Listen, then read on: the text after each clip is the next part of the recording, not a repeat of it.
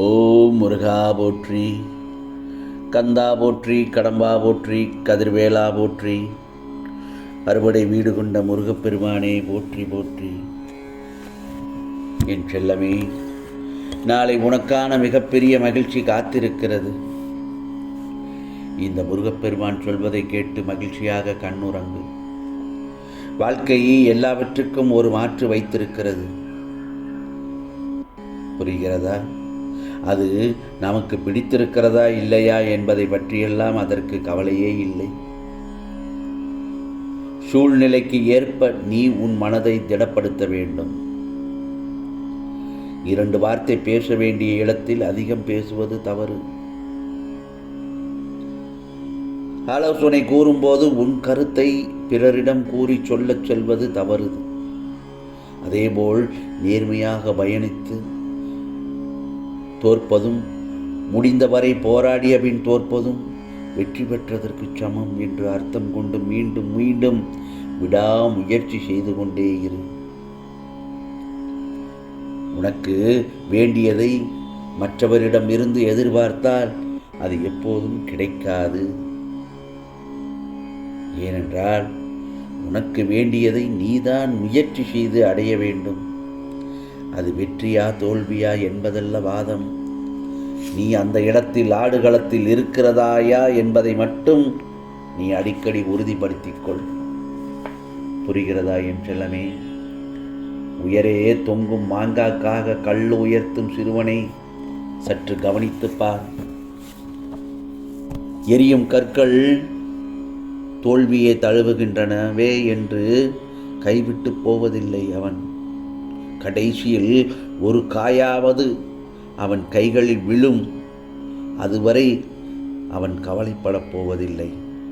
அவனுடைய கரமும் மனமும், அவனுடைய குறிக்கோள் எல்லாம் அவன் கையில் இருக்கும் கல் அந்த மாங்காயை எப்படியும் அடித்து அதை கீழே விழுந்து அதை எடுத்துச் செல்வதற்கான விடாமுயற்சியோடு அவன் இருக்கின்றான்.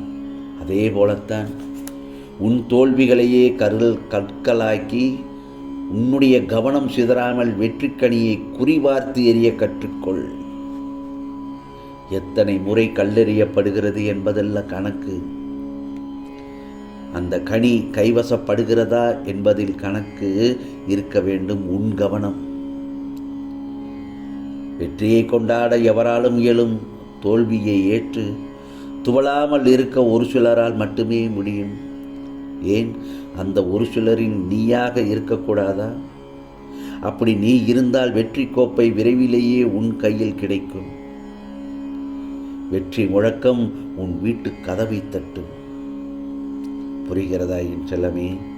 உனக்காக இந்த முருகப்பெருமான் சொல்லும் ஒவ்வொரு வார்த்தைகளையும் மனதில் ஏற்றுக்கொள். ஆகவே இந்த உலகத்தில் எதன் மீதும் அதிகமாக ஆசை வைக்காதே.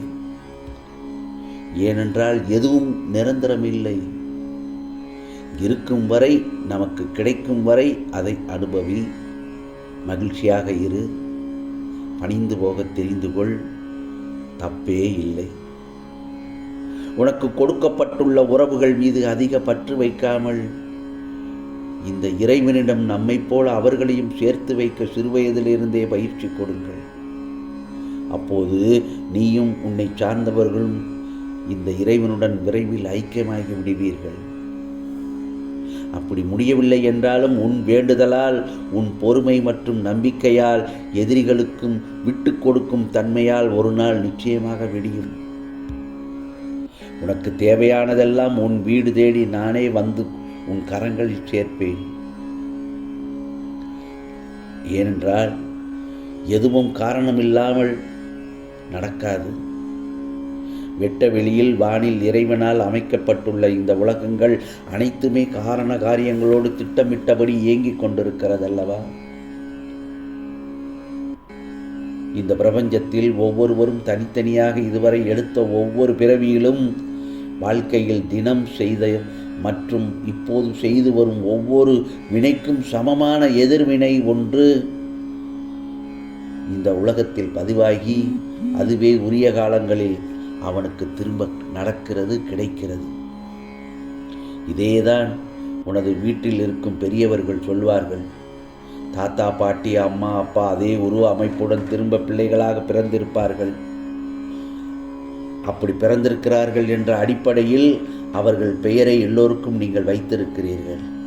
மேலோட்டமாக பார்த்தால் இன்னார் செய்த சொற்களால் செயல்களால் தான் இன்னாரெல்லாம் மேலோட்டமாக பார்த்தால் அனுபவிக்கிறார்கள் என்று தோன்றும். ஆனால் ஒரு நெருப்பு உன்னை சுட்டுவிட்டால் நீ நெருப்பின் மீது பழி சுமத்துவதில்லை.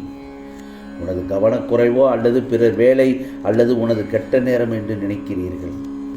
நன்கு யோசித்துப்பார். நன்றும் தீதும் பிறர் செய்துவாரா என்பதும், நமக்கு நன்மை துன்பம் செய்பவர்கள் வெறும் கருவிகள் தான் என்பதும் உனக்கு புரிய வரும்.